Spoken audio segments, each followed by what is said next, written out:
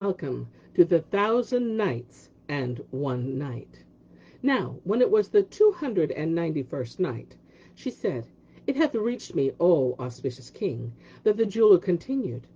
Then she bent towards me and kissed and caressed me, and as she caressed me, drew me towards her, and to her breast she pressed me. Now she knew by my condition that I had a mind to enjoy her, so she said to me, "O my lord, wouldst thou foregather with me unlawfully? By Allah, may he not live who would do the like of this sin, and who takes pleasure in talk unclean. I am a maid, a virgin whom no man hath approached, nor am I unknown in the city. Knowest thou who I am?" Quoth I, "No, by Allah, O my lady." And quoth she, "I am the Lady Dunya, daughter of Yahya bin Khalid the Barmecide, and sister of Jafar, wazir to the Caliph." Now as I heard this, I drew back from her, saying, "O my lady, it is no fault of mine if I have been overbold with thee. It was thou didst encourage me to aspire to thy love by giving me access to thee." She answered, "No harm shall befall thee, and needs must thou attain the desire in the only way pleasing to Allah. I am my own mistress, and the Kazi shall act as my guardian in consenting to the marriage contract. For it is my will that I be to thee wife, and thou be to me man." Then she sent for the Kazi and the witness, and busied herself with making ready. And when they came, she said to him, "Mohammed Ali bin Ali the jeweler seeketh me in wedlock, and hath given me the necklace to my marriage settlement, and I accept and consent." So they wrote out the contract of marriage between us. And ere I went in to her, the servants brought the wine furniture, and the cups passed round about the fairest fashion and the goodliest order. And when the wine mounted to our heads, she ordered a damsel, a lute player, to sing. So she took the lute and sang to a pleasing and stirring motive these couplets: "He comes, and fawn and branch and moon delight these eyne. Fie on his heart who sleeps o' nights without repine. Fair youth, for whom heaven willed to quench in cheek one light, and left another light on another cheek bright line. I fain finesse my chiders when they mention him, as though the hearing of his name I would decline. And willing ear I lend when they of others speak, yet would my soul within outflow in floods of brine. Beauty's own prophet, he is all a miracle of heavenly grace, and greatest shows his face for sign. To pray Bilda, like cries that mole upon his cheek, to ward from pearly brow all eyes of ill design. The censures of their ignorance would my love dispel, but after faith I can't at once turn infidel." We were ravished by the sweet music she made striking the strings, and the beauty of the verses she sang, and the other damsels went on to sing and to recite one after another, till 10 had so done, when the Lady Dunya took the lute, and playing a lively measure chanted these couplets: "I swear by swearings of that form so fair, I from thy parting fiery pangs I bear pity, a heart which burneth in thy love, O bright as fullest moon in blackest air. Vouchsafe thy boons to him who ne'er will cease in light of wine cup all thy charms declare. Amid the roses which were varied hues, or to the myrtle bush a mere despair." When she had finished her verse, I took the lute from her hands, and playing a quaint and no vulgar prelude song, the following verses: "Laud to my Lord who gave thee all of loveliness.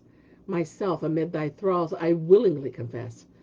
O thou, whose eyes and glances captivate mankind, pray that I scape those arrow shots with all thy stress.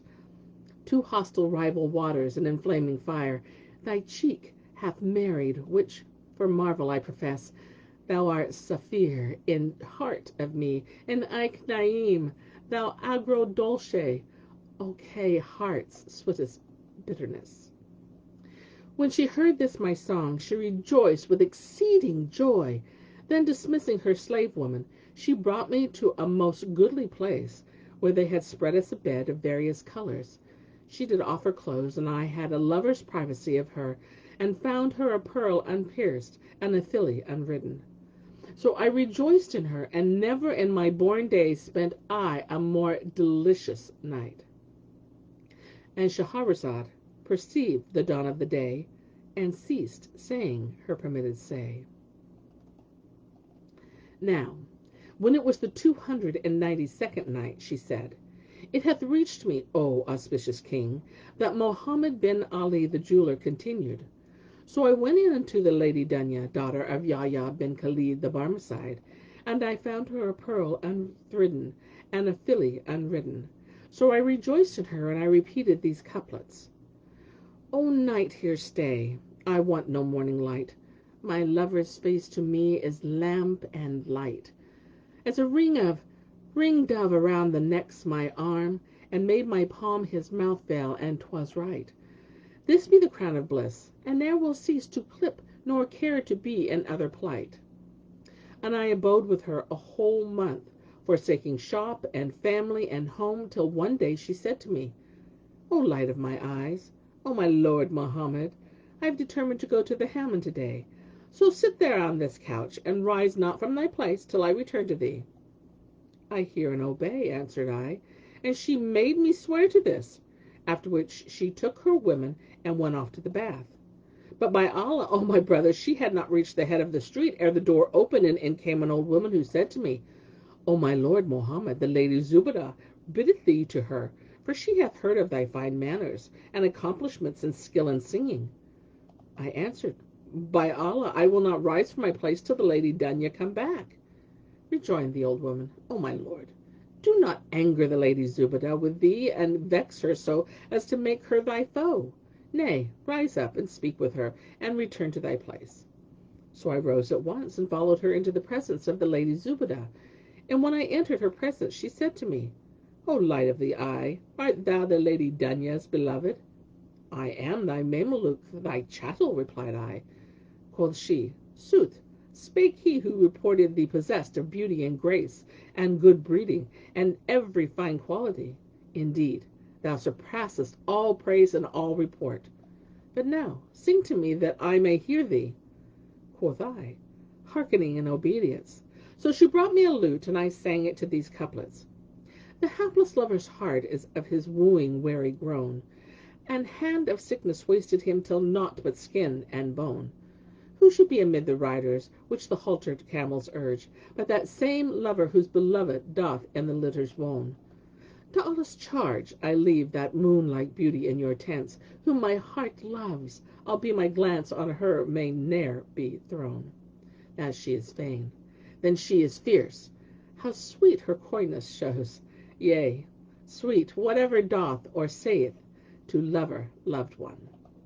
When I finished my song, she said to me, Allah assain thy body and thy voice. Verily thou art perfect in beauty and good breeding and singing.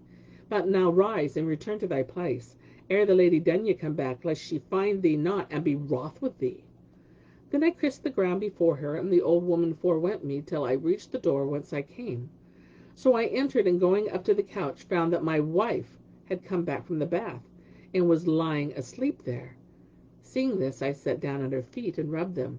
Whereupon she opened her eyes, and seeing me, drew up both her feet, and gave me a kick that threw me off the couch, saying, O traitor, thou hast been false to thine oath, and hast perjured thyself.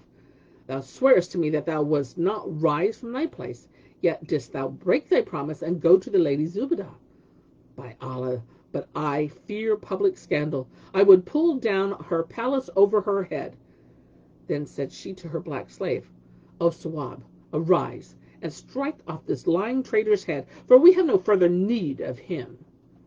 So the slave came up to me, and tearing a strip from his skirt, bandaged with it my eyes, and would have struck off my head.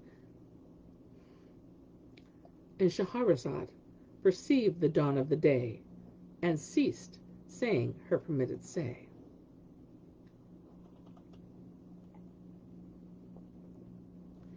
Now, when it was the 293rd night, she said, It hath reached me, O auspicious king, that Mohammed the jeweler continued.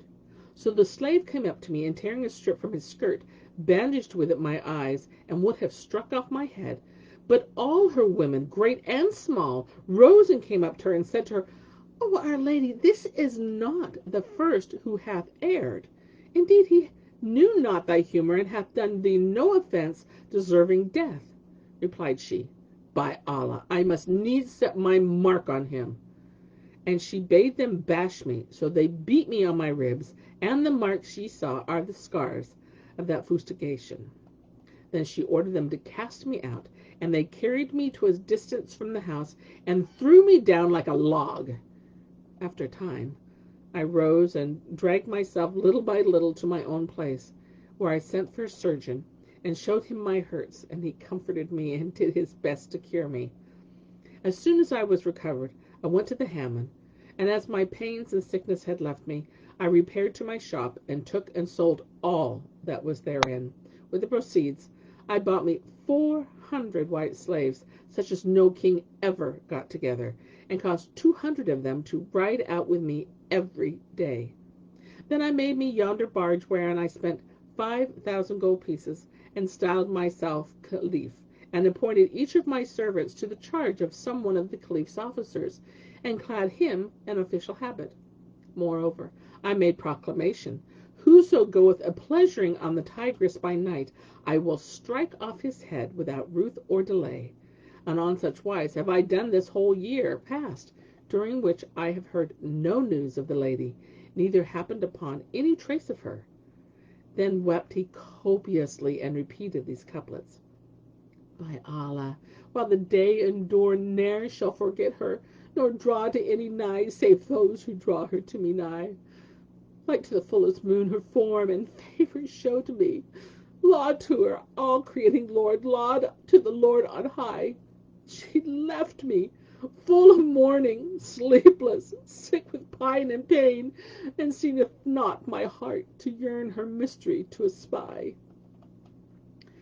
Now, when Harun al-Rashid heard the young man's story, and knew the passion and transport and love-low that afflicted him, he was moved to compassion, and wonder said, Glory be to Allah, who hath appointed to every effect a cause.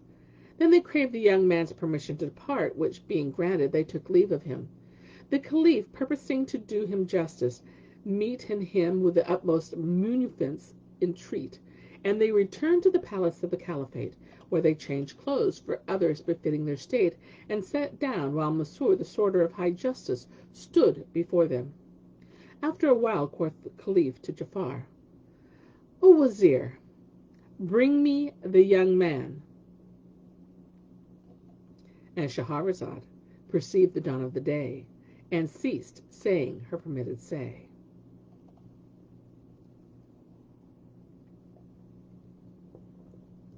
Now, when it was the 294th night, she said, It hath reached me, O auspicious king, that quoth the Caliph to his minister, Bring me the young man with whom we were last night. I hear and obey, answered Ja'far, and going to the youth, saluted him, and saying, Obey the summons of the commander of the faithful, the Caliph Harun al-Rashid. So he returned with him to the palace in great anxiety by reason of the summons, and going into the king, kissed ground before him, and offered up a prayer for the endurance of his glory and prosperity, for the accompaniment of his desires, for the continuance of his beneficence, and for cessation of evil and punishment, ordering his speech as best he might, and ending by saying, Peace be on thee, O Prince of true believers, and protector of the folk of the faith. Then he repeated these two couplets. Kiss thou his fingers, which no fingers are, keys of our daily bread those fingers keen, and praise his actions which no actions are, but precious necklaces round necks of men. The Caliph smiled in his face, and returned his salute, looking on him with eye of favour.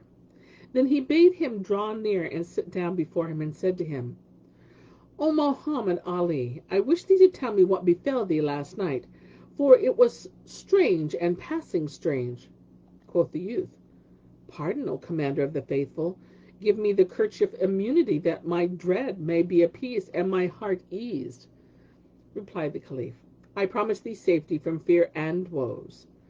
So the young man told him his story from first to last, whereby the Caliph knew him to be a lover, and severed from his beloved, and said to him, Desirest thou that I restore her to thee? This were of the bounty of the Commander of the Faithful, answered the youth, and repeated these two couplets. Ne'er cease thy gate by Kaaba to mankind. Long may its threshold dust man's brow beseem, that o'er all countries it may be proclaimed, This is the place, and thou art Ibrahim. Thereupon the Caliph turned to his minister and said to him, O Jafar, bring me thy sister the Lady Dunya, daughter of the Wazir Yahya bin Khalid. I hear, and I obey, answered he, and fetched her without let or delay. Now when she stood before the Caliph, he said to her, Dost thou know who this is? And she replied, O Commander of the Faithful, how should women have knowledge of men? So the Caliph smiled and said, O Dunya, this is thy beloved, Muhammad bin Ali the jeweler. We are acquainted with this case, for we have read the whole story from beginning to end, and have apprehended its inward and outward, and it is no more hidden from me, for all it was kept in secrecy. Replied she, O Commander of the Faithful, this is written in the book of destiny. I crave the forgiveness of Ali Almighty for the wrong I have wrought, and pray thee pardon me of thy favor. At this the Caliph laughed, and summoning the Qazi and witnesses, renewed the marriage contract between the Lady Dunya and her husband, Muhammad Ali, son of the jeweler, whereby they betided them, both her and him, utmost felicity, and to their enviers mortification and misery. Moreover, he made Muhammad Ali one of his boon companions, and they abode in joy and cheer and gladness till they came to them the destroyer of delights and the sunderer of societies. And men also related the pleasant tale of Ali the Persian. It is said that the Caliph Harun al-Rashid, being restless one night, sent for his Wazir and said to him, O Jafar, I am sore wakeful and heavy-hearted this night, and I desire of thee what may solace my spirit, and cause my breast to broaden with amusement. Quoth Jafar, O Commander of the Faithful, I have a friend by the name of Ali the Persian, who hath store of tales and pleasant stories, such as lighteneth the heart and make care depart. Quoth the Caliph, Fetch him to me. And quoth Jafar, Hearkening and obedience. And going out from before him, sent to seek Ali the Persian. And when he came, said to him, Answer the summons of the Commander of the Faithful. To hear is to obey, answered Ali. And Shahrazad perceived the dawn of the day, and ceased to say her permitted say. And so do I cease my tale for the day, until it be morrow.